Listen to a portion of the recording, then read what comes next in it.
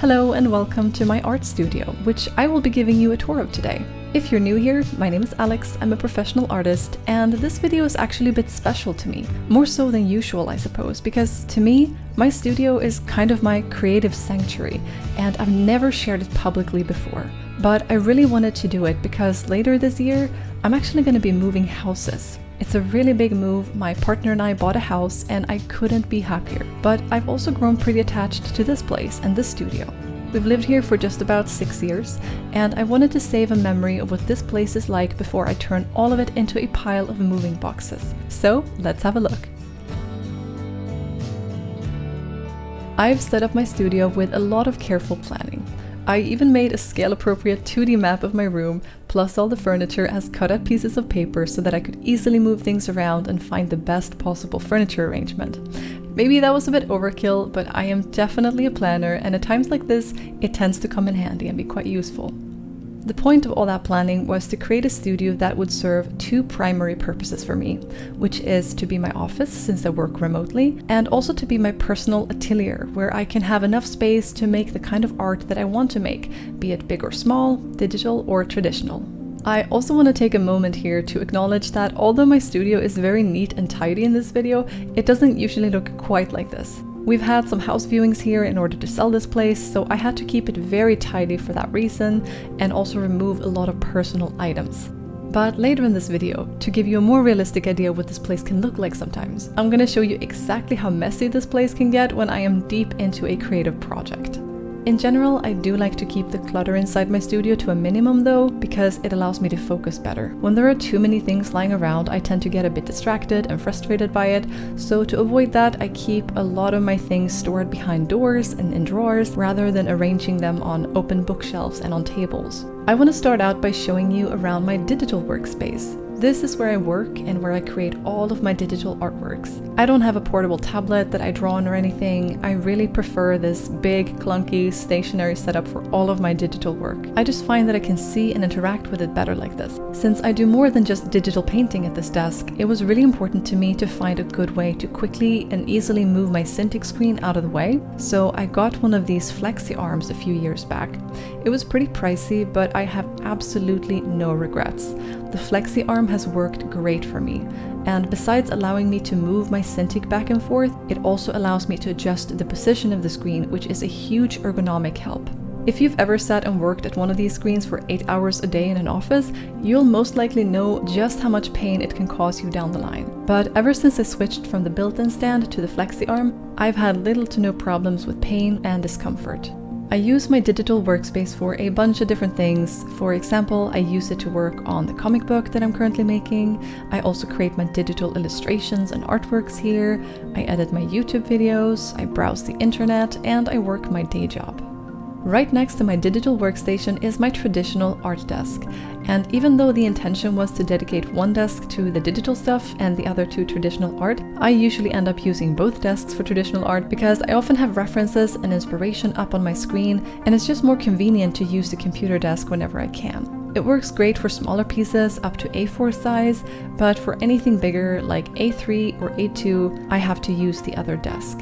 And most times my traditional art projects tend to occupy both desks at the same time because I just have all these different tools and mediums that I like to use. Either way, I really like this setup with two desks in an L shape because I have my traditional and digital tools in one place, and I literally just have to turn my chair 90 degrees to access one or the other. It has made it so much easier for me to get started with things. In the past, I've found it to be a pretty big blocker for me to have to do a lot of stuff before I can even get to start painting, like clearing up a space, collecting and putting out all the materials and tools that I'll need for the project, which of course I also have to clear away afterwards. It may not sound like a big deal, but on a work night, when I'm already low on energy, those additional steps can end up feeling like having to climb a whole mountain. And sadly, often that means not getting started at all. So if this is a struggle that you also recognize in your own life, maybe think a bit about how you can arrange your space differently so that there's less steps and less friction for you to start creating art. That's been really helpful for me at least, and in the 6 years that I've lived in this place,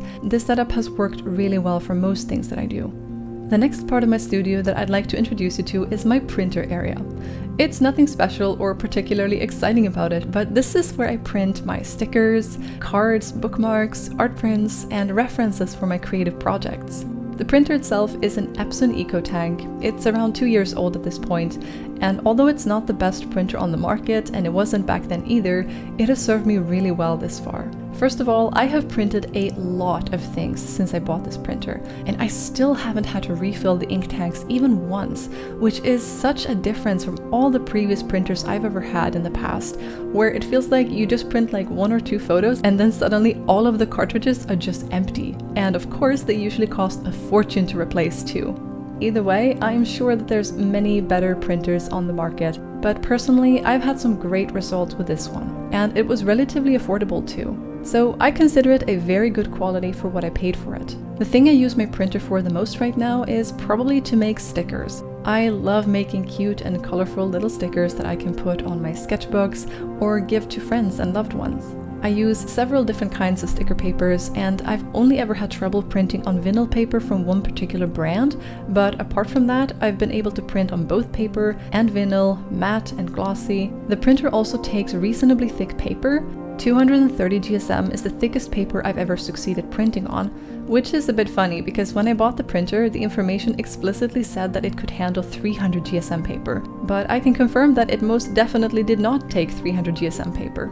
I also recently got a new addition to my printing setup, which is a Cricut cutting machine. I'd been eyeing one for almost 2 years before I finally decided to buy one, and now I can just sit back and let the machine cut my stickers out for me. It was a fair amount of trial and error to find the best settings for the different kinds of papers and laminates that I use on my stickers, but in the end, the cutting machine does the trick and I am super happy with it. One thing that really surprised me though was how sticky the cutting mat is. I have one that says light grip on it, but it's still extremely sticky, and to be honest, it's a bit of a project to peel the stickers off the mat after the cutting is done. It's mostly fine and I don't even have to use a lot of different tools, but it takes a minute to peel everything off, and I was just not prepared for that when I bought the machine.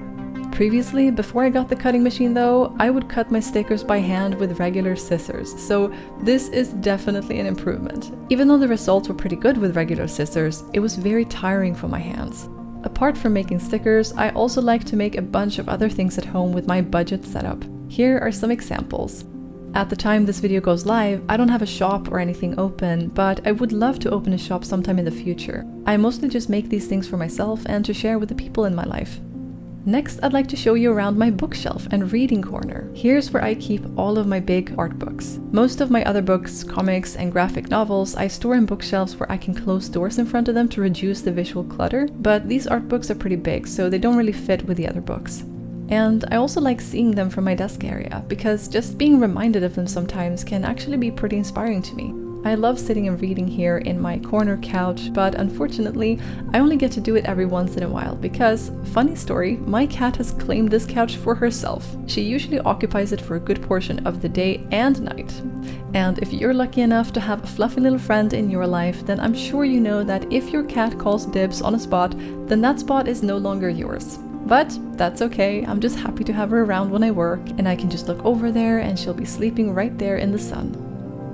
The next thing I want to show you in my studio is how and where I paint on canvas, because as you can see, there isn't exactly a dedicated spot, and I really love to work on big canvases, way bigger than anything I could fit on either of my desks. So what I do is I start by covering the floor and some of the furniture with plastic sheets, and I'm pretty sure that these sheets were just large trash bags that I cut open. Then I bring out my easel, which I keep folded up behind my door when I'm not using it, and I place it here in this corner. It's really the only place in my studio that I can use for this, and it's not exactly ideal. As I mentioned earlier, when there are all these steps that I have to go through before I can start painting, I unfortunately don't get around to paint as much as I would like to, but it's the only solution that I could find for the place that I have, so I try to make it work.